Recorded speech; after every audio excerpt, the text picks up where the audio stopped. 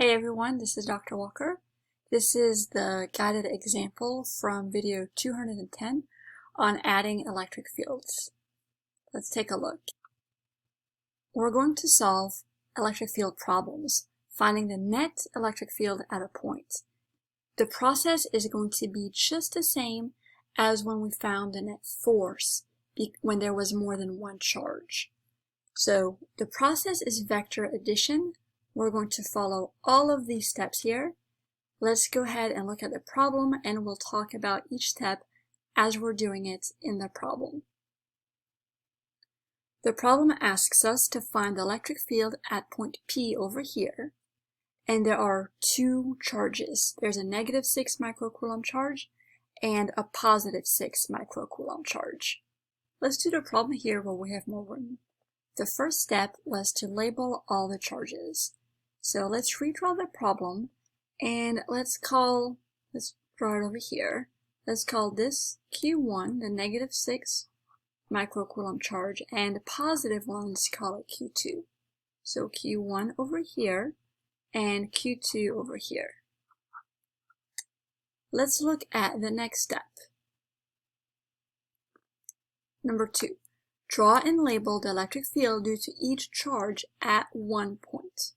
Go ahead and try to do that, pause the video, and at this point right here, you should be drawing two arrows. One called E1, which is electric field due to charge 1 at this point, and then also E2, the electric field due to charge number 2. Go ahead and try that. Okay, how did you do? Q1 is negative. The electric field always points toward a negative charge. So at this point here, you should draw an arrow that points toward Q1, and you're going to label that E1. Let's look at Q2. Q2 is positive. The electric field always points away from a positive charge. So you can draw a little dashed line here to help you draw the line in the correct direction. Oh, that's not a really straight line here, but imagine a straight line here. Then the electric field would point away from Q2 along that line joining the charge and this point. So this would be E2. Let's go ahead and look at step number 3. Step number 3 says calculate each field using the definition of the electric field, which is E equals KQ over R squared. So we need to calculate E1 and E2. Go ahead and try it on your own. Pause the video. I'll go ahead and do it right here. E1 is going to use the equation K Q1 over R squared. We're only trying to find the magnitude or the amount of the electric field, so we're going to use the absolute value of the charges. And the distance for the electric field due to Q1, the distance is going to be R1. We can go ahead and label that in our picture as well. The distance from the charge to this point here, that is R1. The distance from charge number 2 to the point would be R2. So let's plug in all the values. K is Coulomb constant, 8.99 times 10 to the 9. And then the magnitude of charge number 1 would just be the positive 6 microcoulombs. Micro is 10 to the negative 6. So 6 times 10 to the negative 6. And then the distance from the charge to the point is 7 centimeters. We can convert that to meters. This is going to be R1 here. To convert it to meters, we're going to divide by 100 or move the decimal 2 to the left. So divide by 0.07. Plug all of this in, we're going to get 1.1 times 10 to the 7 newtons per coulomb. Now go ahead and do the same thing for the field due to charge number 2. The only difference is you're going to use the magnitude of charge number 2, and you're going to use R2 squared. Oh, and this was squared. When I did the calculation, I was sure to square that.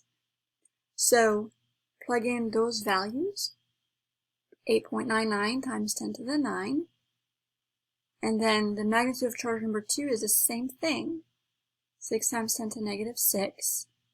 The distance is R2 here is also the same exact distance. So the answer is going to be the same for the magnitude of E2. It's going to be 1.1 times 10 to the 7 newtons per coulomb. Let's take a look at step number 4. The final step is where we are doing vector addition.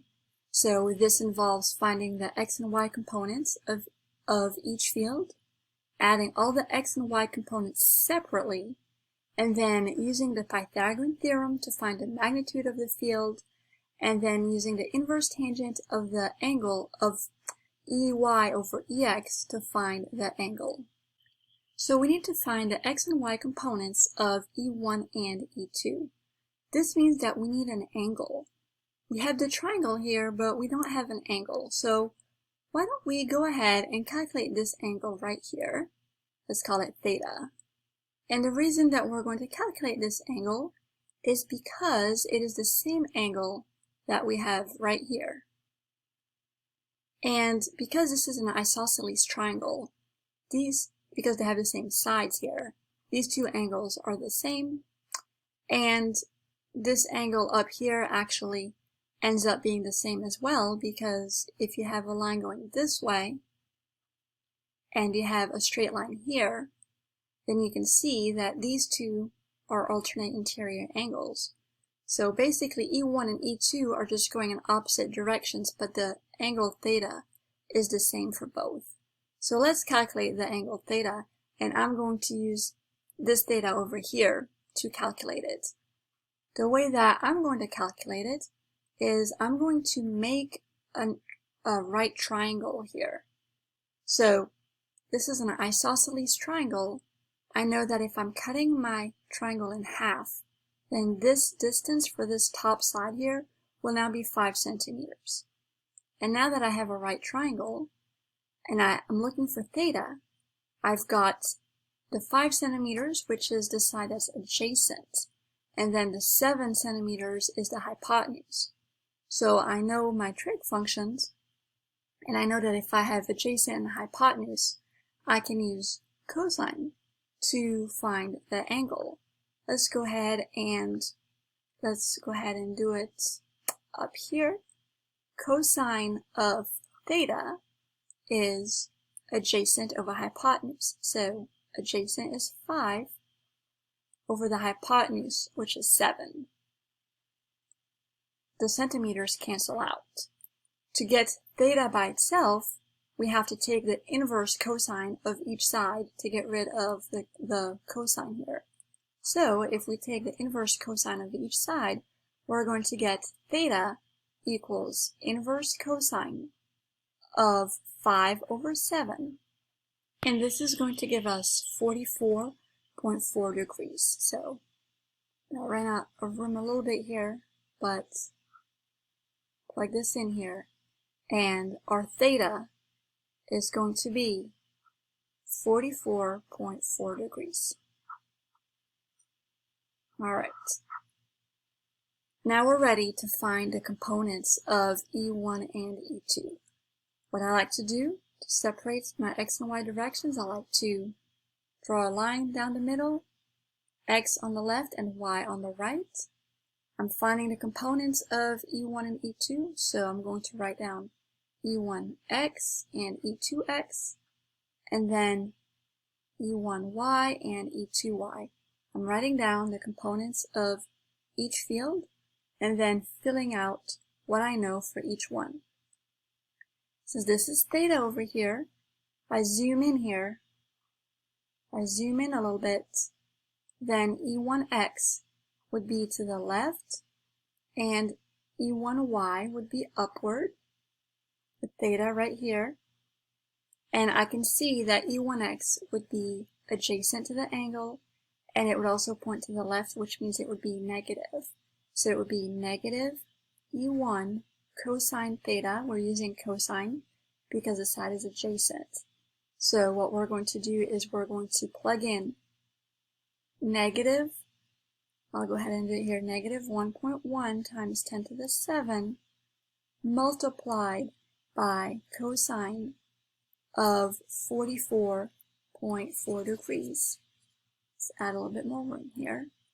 Cosine of 44.4 degrees. And that's going to give us negative 7.86 times 10 to the 6. It's newtons per coulomb, but I don't like to write the units until the very end, so it's not too crowded here. Okay. Do the same thing for E2x.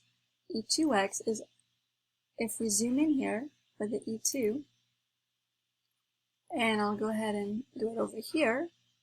E2 is down this way.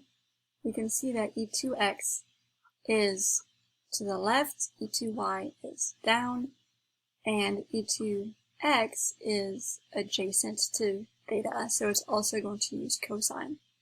So it's going to be negative E2 cosine theta, but since E2 and E1 have the same magnitude and theta is the same, we're going to get the exact same number for E2x that we did for E1x. So let's take a look at the y direction. For the y direction, for E1y, we have E1y is opposite theta, so it's going to use sine. It's going to be E1 sine of theta. It's going to be positive because it's pointing upward. So we're going to plug in 1.1 times 10 to the 7 times sine of 44.4 degrees. That's going to give us 7.7 times 10 to the 6 newtons per coulomb. And if we do the same thing for E2y, the only difference with E2y is that it's pointing down instead of up. It's still opposite, so it's going to be negative E2 sine theta. We're going to plug the same numbers that we did for E1, since E1 and E2 are the same. We're going to get negative 7.7 times 10 to the 6. Okay, so we're almost done here. Our next step is to add up the x and the y components separately. We're going to add up E1x and E2x, and that's going to give us the x component of the net field. When we add up these two numbers, we just end up multiplying one of them by 2, and we get negative 15.7 times 10 to the 6. When we add up the y components, well, they were the same in opposite directions. When we add them up, we get 0. So, usually the next step is to use the Pythagorean theorem and then the inverse tan to find the angle.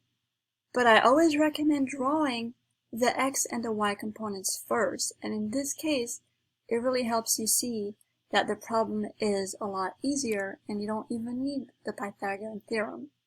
So let's scroll down just a little bit here and let's visualize the x and the y components. So Ex is going to the left. And then usually at the tip of that, we would draw Ey, whether it's going up or down. Let's say that Ey was a positive number, right? We would draw Ey going up, and then we would say, okay, the net field is pointing this way. Let's use the Pythagorean theorem, and let's find this angle over here. However, there is no y component. So that means that the net field, E, is simply equal to Ex. That's it, there is no y component. So that's our final answer. The net field E is equal to 15.7 times 10 to the 6 newtons per coulomb. The direction, we could either just keep the negative, because negative implies to the left, or we could just say to the left. And for this problem, because of the symmetry, the answer is a little bit easier than usual. We don't have to use the Pythagorean theorem, but hopefully you do know how to use the Pythagorean theorem when there is an x and a y component. So that's all for this video, everyone. I will see you in the next video on conductors in static equilibrium.